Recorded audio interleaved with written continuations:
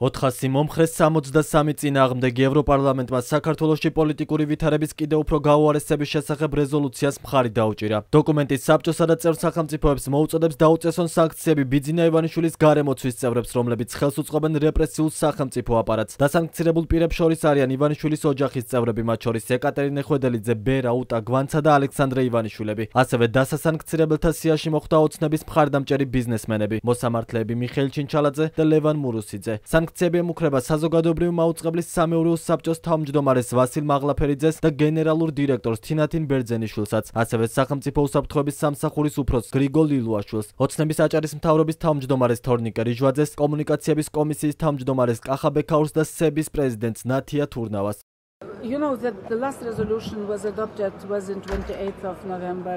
ბოლო რეზოლუცია მივიღეთ 28 ნოემბერს, ცოტა ხნით ადრე, ვიდრე კობახიძე გამოაცხადებდა ევროკავშირთან მოლაპარაკებების შეჩერების შესახებ და სანამ დემონსტრაციები დაიწყებოდა. ახლა კი ჩვენ ახალ რეზოლუციაში აღვნიშნათ, რომ სიტუაცია გაუარესებულია და ვახსენებთ ყველა იმ ძალადობას, რასაც ადგილი ჰქონდა, ასევე ადამიანებს, ვინც ეს ძალადობა საკუთარ თავზე გამოსცადეს, მათ შორის ჟურნალისტებს, ასე რომ ეს არის სიტუაციის ძალიან ფართო შეფასება, რაც შეეხება ჩვენს მოთხოვნებს.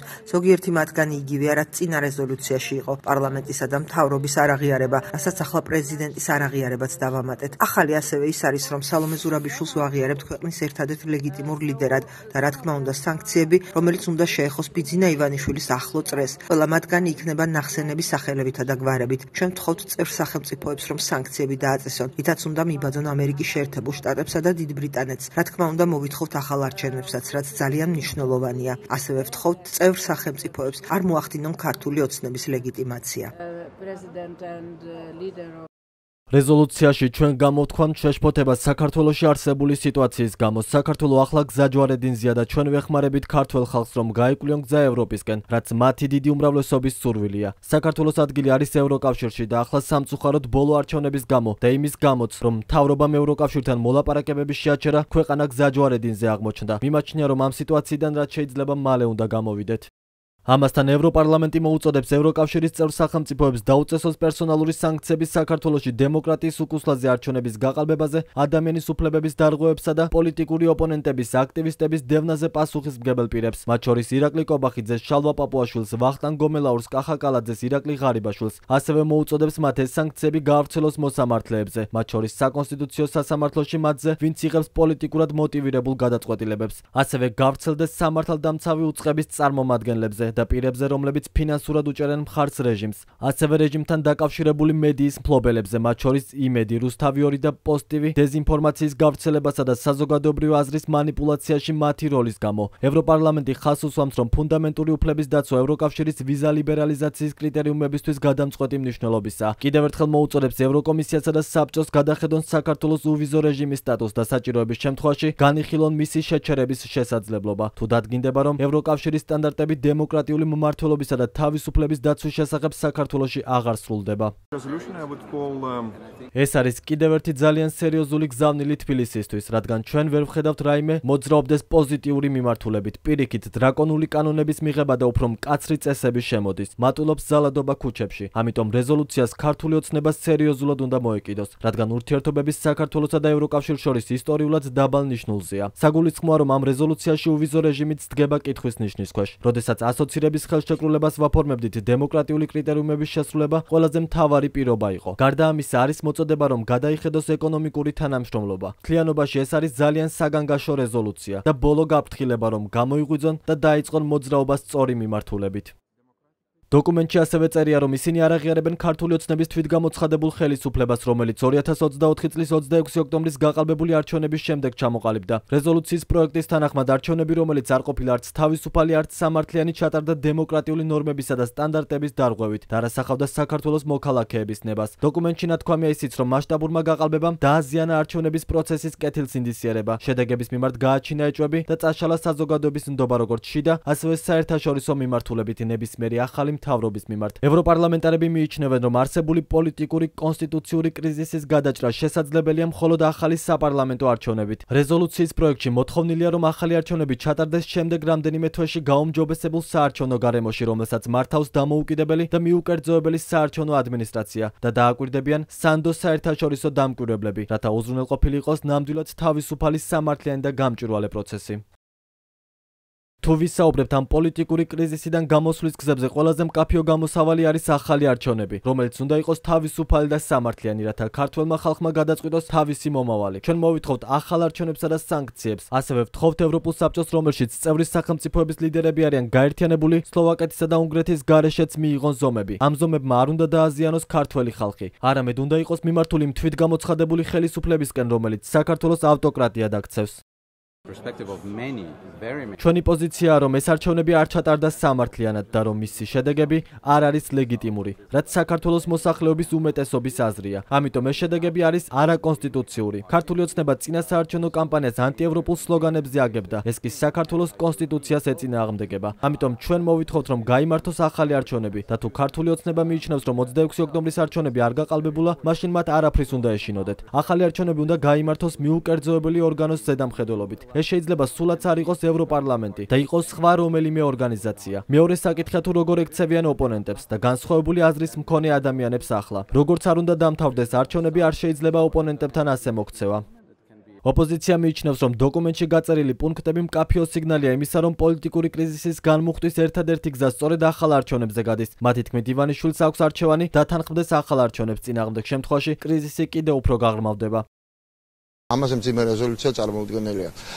ეხლა დარჩა ორი რამ აღსრულება ბრიუსელში ამ ყველაფრის და ასევე გაგრძელება პროტესტების და კიდევ უფრო გაფართოება და გამძლავრება საქართველოში.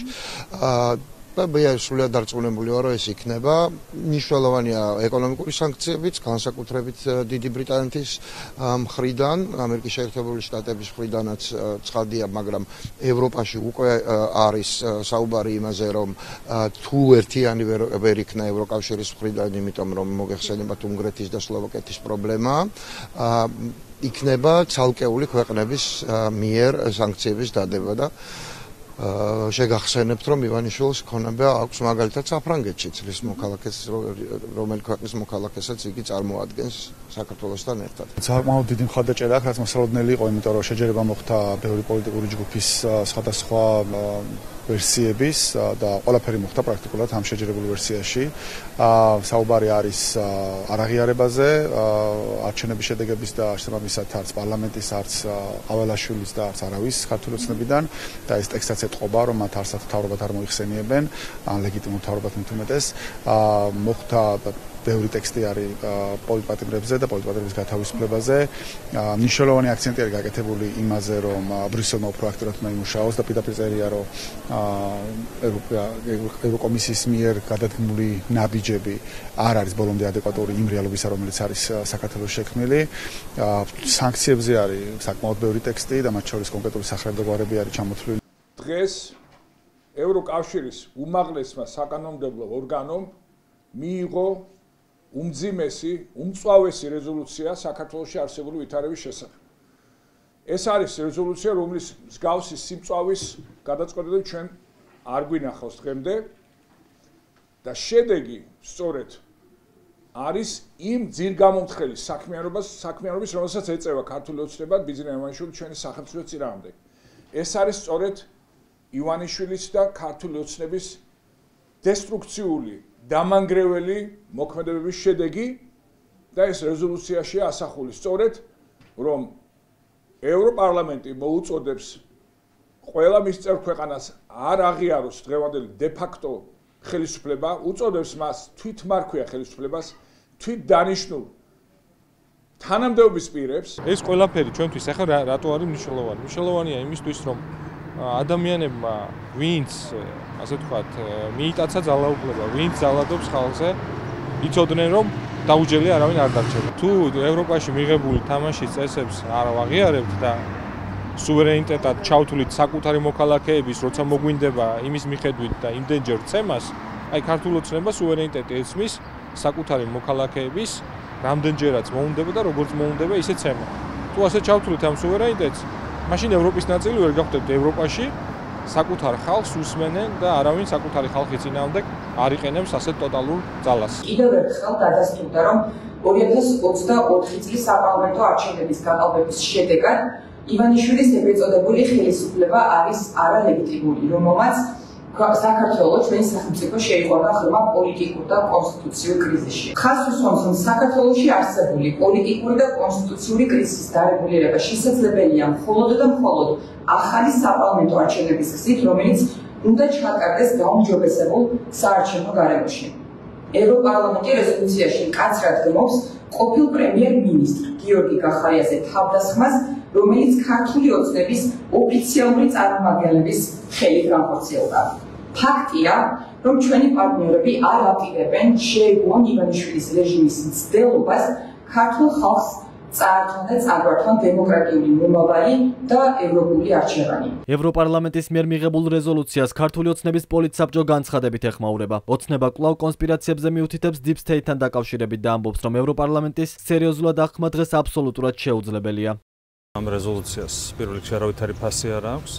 ჩვენთვის გამომდინარე იქიდან, რომ ეს არის მორიგი მე-6 სრულიად უსამართლო რეზოლუცია. ეს არის თავდასხმა ქართულ სახელმწიფოზე, ეს არის თავდასხმა ასევე კონკრეტულად მედიის დამოუკიდებლობაზე.